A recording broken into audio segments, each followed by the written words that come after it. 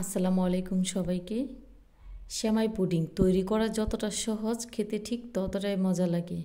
চুলায় প্যান বসিয়ে দিয়েছি আর দিয়ে দিচ্ছি 1 চা চামচ ঘি। ঘিটা যখন গরম হয়ে আসবে ওই পর্যায়ে এখানে 1 প্যাকেটের অর্ধেক সেমাই দিয়ে দেব। আর সেমাইটা দিয়ে বেশি ভাজতে হবে না, প্রায় 2 থেকে 3 মিনিটের মতো ভেজে নিলেই হবে।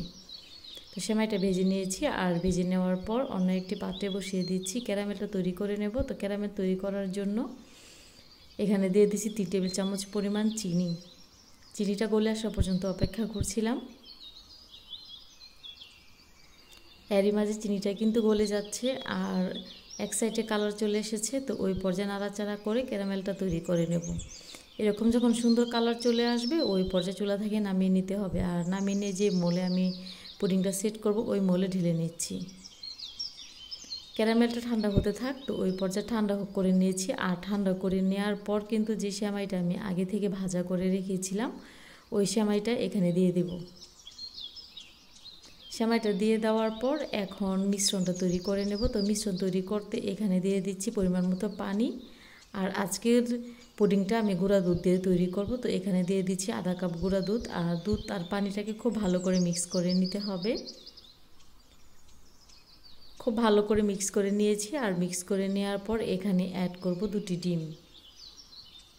আপনারা চাইলে লিকুইড তরল দুধ দিয়েও এই রেসিপিটা তৈরি করতে পারেন। ডিমটা দিয়ে দেওয়ার পর এখানে অ্যাড করেছি সামান্য একটু ভ্যানিলা এসেন্স। যে কোনো মিষ্টি খাবারে লবণ পছন্দ করি, তাই 1 চিমটি পরিমাণে এখানে দিয়ে দিয়েছি লবণ। আর লবণটা দিয়ে দেওয়ার পর একটু মিশিয়ে নিতে হবে। আর মিশিয়ে নেওয়ার পর স্বাদ মতো এখানে অ্যাড করব চিনি। চিনিটা দিয়ে দেওয়ার পর আবারও একটু ভালো করে হ্যান্ড উইক্সের সাহায্যে মিশিয়ে নিতে হবে। তো একটু ভালো করে মিশিয়ে নিচ্ছি।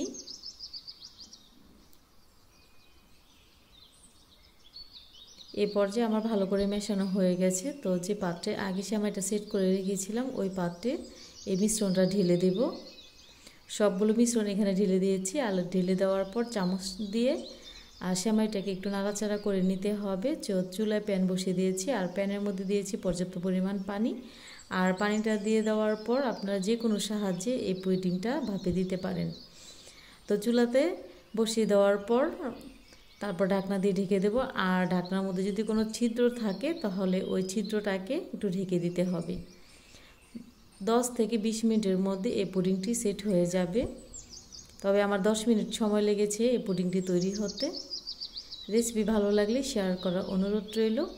আর চেক করে দেখাচ্ছি আমার পুডিংটা সম্পূর্ণ রেডি। তো এই পর্যায়ে আমি কিন্তু নর্মাল ফ্রিজে রেখে ঠান্ডা করে নিয়েছি। আর ঠান্ডা করে নেওয়ার পর 4-5টা আগে কেটে নিতে হবে। আর 4-5টায় কেটে নিয়ে পুডিংটা আমি সেট করে নিচ্ছি। পছন্দ মতো আপনারা চাইলে পুডিংটা কেটে নিতে পারেন। আমি আমার পছন্দ মতো পুডিংটা কেটে নিয়েছি।